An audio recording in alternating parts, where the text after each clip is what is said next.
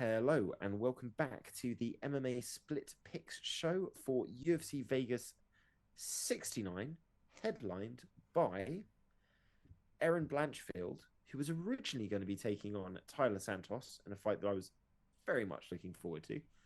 Tyler Santos is injured, so out of the frying pan and into the fire steps in Jessica Andrade, who right now, I mean, if there was a BMF of women's fighting, she would be it.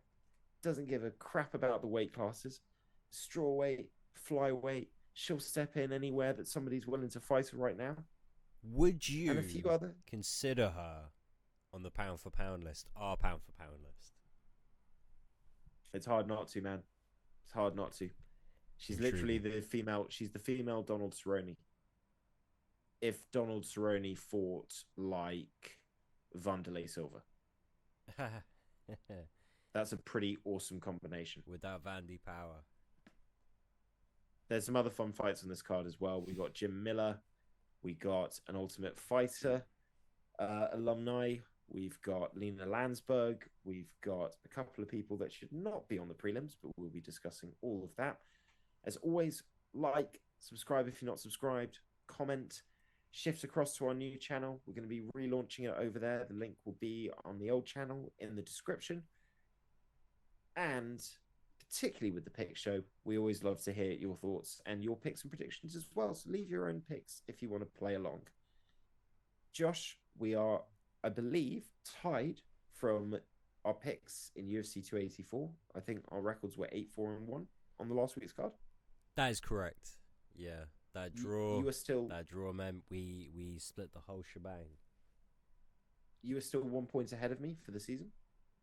The slightest of edges. Very close. And you are doing your picks on the fly, which means that I have no idea what you're going to be doing. Makes two of us. So I think with that in mind, you probably would be best served to do your pick first. Yeah, that's fair. Well, And what are your thoughts on our main event? Let's kick off with Andrade versus Aaron Blanchfield. man, look, I'm gonna pick Jessica Andrade for the same reasons like you would always pick Jessica Andrade. Um, she has game-changing power, and she really showed in her last fight that she can really fucking tee off on a chick. So, as impressive as Blanchfield's been, I don't really see her easily taking down Andrade or getting into a position where she can really threaten submissions comfortably. I think she's going to end up taking a lot of damage. I don't know what kind of adjustment she's going to make, but I feel like she'll be the one having to make a lot of defensive adjustments, and that's not really a positive thing unless you are like a genius fighter and the fighter you're going up against is like super belligerent. But Andrade has been a pretty complete fighter of late. I like Jess in this one. I'm sticking with Jess. Are you going to tell me something different? Which way are you leaning? I feel like this entire fight boils down to one question, which I don't have the answer to yet. And that question is, how good is Aaron Blanchfield? Because what we've seen so far is that she's ragdolled every level of competition she's faced up until this point. However, the hardest fight that she's had in that run is Molly McCann, who is a tough night out on the feet for anybody. But when it comes to fighting a high-level grappler, not her natural skill set. Andrade is strong to a point that other girls in that same weight class are not strong, even though she used to fight at strawweight.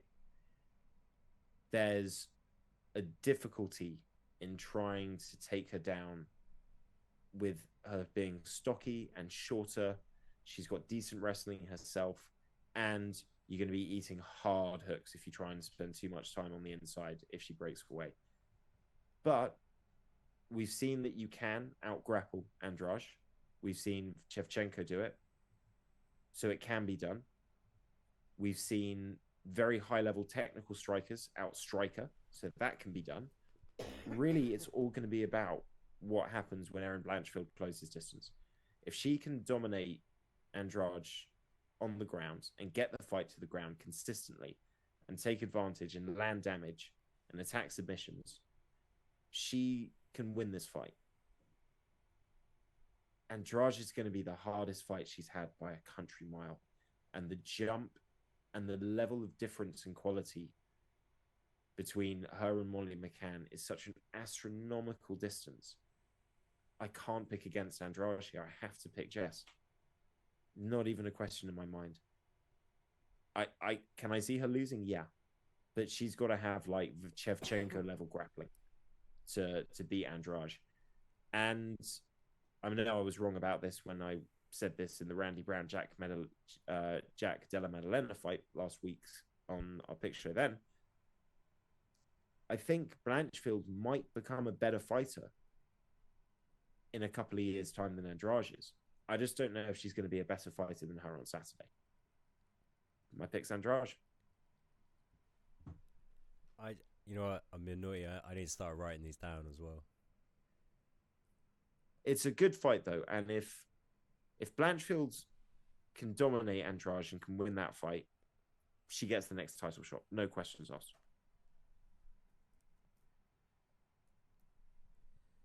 Yeah, I think she's executing on her master plan. She's just inserting one extra fight here, being Johnny on the spot.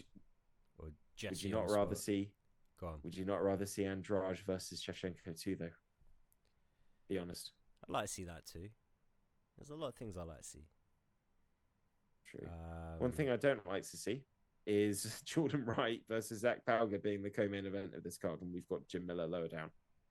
That makes no sense. Come on, the heavyweight weight. They're not heavyweights. They're light heavyweights. Both coming off a loss. What's your pick on this one, Josh?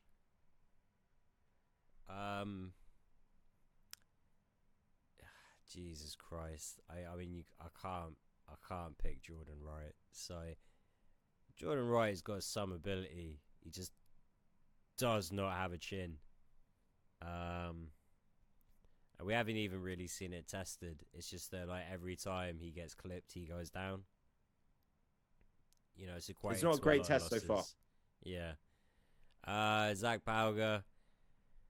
Yeah, sure. Yeah, why not? Anyone but Jordan Wright. Sorry, Beverly Hills Ninja. You know, I've never been behind that franchise. I had that idea for a movie as a kid, and I found out it already existed. And I felt like they'd stolen it from me, and obviously time travel. I was outraged. So obviously Jordan Wright, I've always hated that nickname by association. Not really his fault. Well, my pick for this fight is Jordan Wright because I can't pick a guy that got knocked out by Muhammad Usman. And even though I've not been impressed with Jordan Wright, he has at least one fight in the UFC, which makes him more experienced than Zach Pauga. I'm going Jordan Wright. Fair enough. On 2, Jamal Pogues taking on Josh Parisian. Josh, you're first up. A very, very similar methodology here, Matthew. Anyone but Josh Parisian. I've been burnt before. Jamal Pogues. I know nothing about the dude. I believed earlier on this evening, when you were making a point about something else, that this was a Polynesian fella, perhaps. Not the case. That's how little I know about Jamal Pogues. I cannot, in all good conscience, pick Josh Parisian ever again. Just to clarify, the nationality of Jamal Pogues had no effect over your pick, just to clarify for the audience, nor over mine. Nope, same methodology as the previous pick. Anyone but Josh Parisian. I'm actually with Josh on that one. And by Josh, I mean you, not Josh Parisian, because my logic is the same. Anyone but Josh. So Jamal Pogues. William Knight is the next fight, taking on Marcin Prachnio. Josh, I have a feeling where you might be going on this one. This is a much better fight, first of all. Because let's be honest, after the main event, it's the next best fight. Yeah, I hope we're looking at the wrong order here. Anyway, William Knight, Marcin Prachnio. I think this is a good fight. I think this is a fun fight. We're being quick though. I'm gonna go Prachnio. I'm also going to go Prechniau. William Knight's going to have the weight and power advantage. He misses weight a lot. I mean, this fight is built for light heavyweight. You never know with him. He might get there and Prechniau gets a last minute phone call asking him how he feels about heavyweight. I feel like Prechniau's found his groove a little, though. Started off a little rocky, but he started getting some decent wins. I think he gets it done. Good fight, though. Very good fight. Not as good as our next fight, though. Jim Miller taking on Alexander, the not so great Hernandez, who listeners of the show will know I have a deep personal dislike for. I constantly want to see this man lose, and he is fighting an absolute legend who I very much enjoy see win. No spoilers as to who I am picking. But Josh, you go first. This is an easy one. Yeah, A10 all day. Jim Miller is the pick. He is better everywhere bar athleticism. It's not going to matter though. He's got the experience. His grappling is better. He's better off his back if Hernandez does take him down or knock him down. Also, he's very savvy with the stand-up game. Hernandez can get caught with a low hand when he's swinging those hooks. You clip a guy when he's talking against it, you can definitely drop him and then submit him or even just knock him the fuck out. I think Jim Miller has multiple ways to win this fight, and Hernandez has to kind of wait for Jim to make a mistake. This one's an easy pick. And by the way, Hernandez going by the Great Ape. I don't know if... Because it's not the sort of thing I would have paid attention to. I don't know if that's been for more than recent fights. But that's just what I'm seeing right here on Tapology. No, the Great Ape is what I'm reading on Tapology right now. And for me, this is like MMA gospel. So, even previously, as far as he's changed it. I know up until and including his last fight, he was introduced as just Alexander the Great.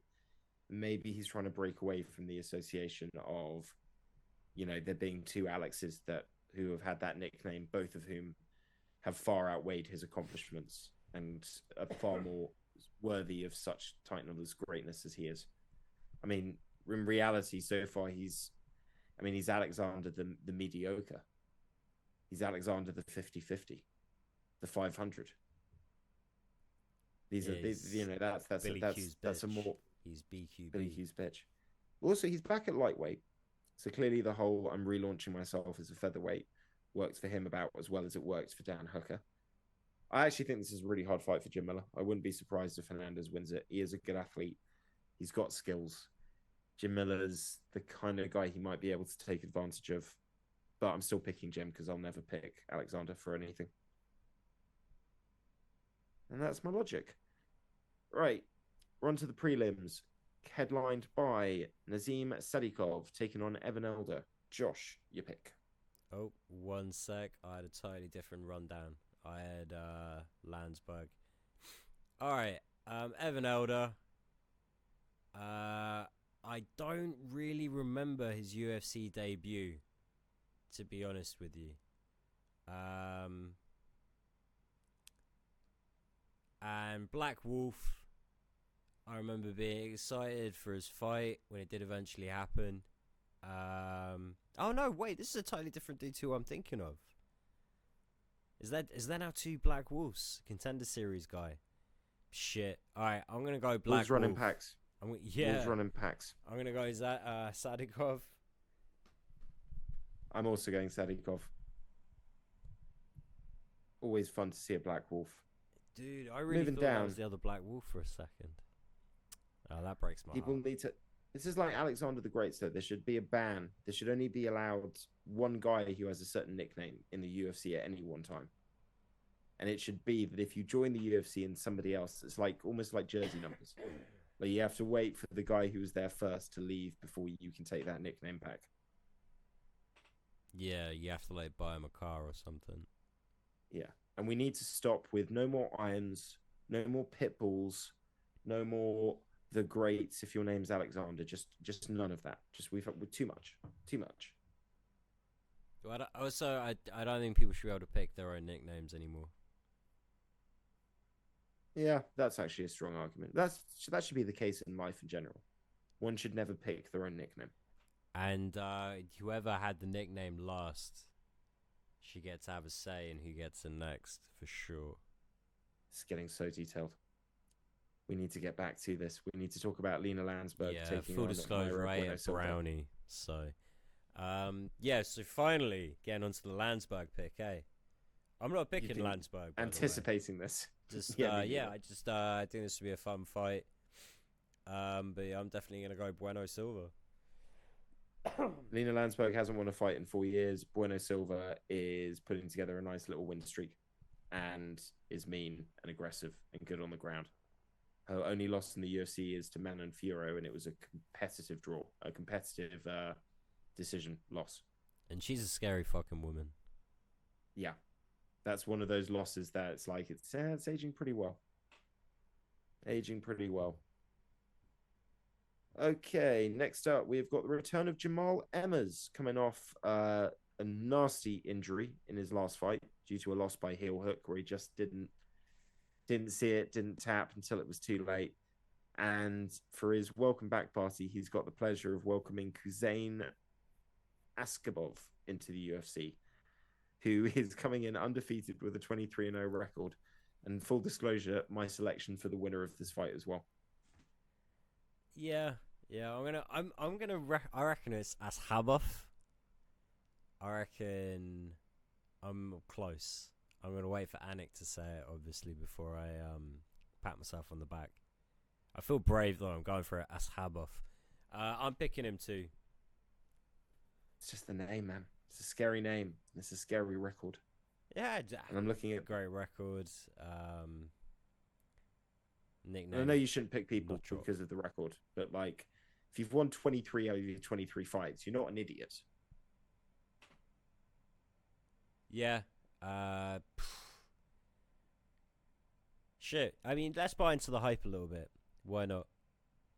I know the Arctic Monkeys said don't do it, but are you going to do everything the Arctic Monkeys tell you to do? Really? Yeah, no. Me either. But I am going to hurry us down to the next fight for time's sake. And I was trying to be quick. That was my intention for this fucking brownie, bro. All the way down. Third fight up on the prelims is Oven St. Preux against Felipe Lins, and that is an absolute sin right there if that ends up staying in that order. Yeah, that's kind of bullshit. Maybe they're going to wait until the fight actually happens. Maybe that's their plan. Maybe. Who's your pick? Oh man, like, I kind of want to pick OSP at the same time. Which OSP shows up? Is it the good one or the dog shit one? Or it's a heavyweight, obviously. Is it actually a heavyweight? Light heavyweight. Light heavyweight. I'm gonna go Lins. I'm gonna go Philippe Lins. I'm also going Lins. I did it quick. No arguments there needed. Oven St. Preux is over the hill. Last two fights, nice and quick. AJ Fletcher versus Thembo Garimbo. One word, Josh. Fletcher. And Clayton Carpenter taking on Juan Camilo Ronderos. Who's your pick? I guess Juan Camilo. No. Fuck it. Clayton Carpenter.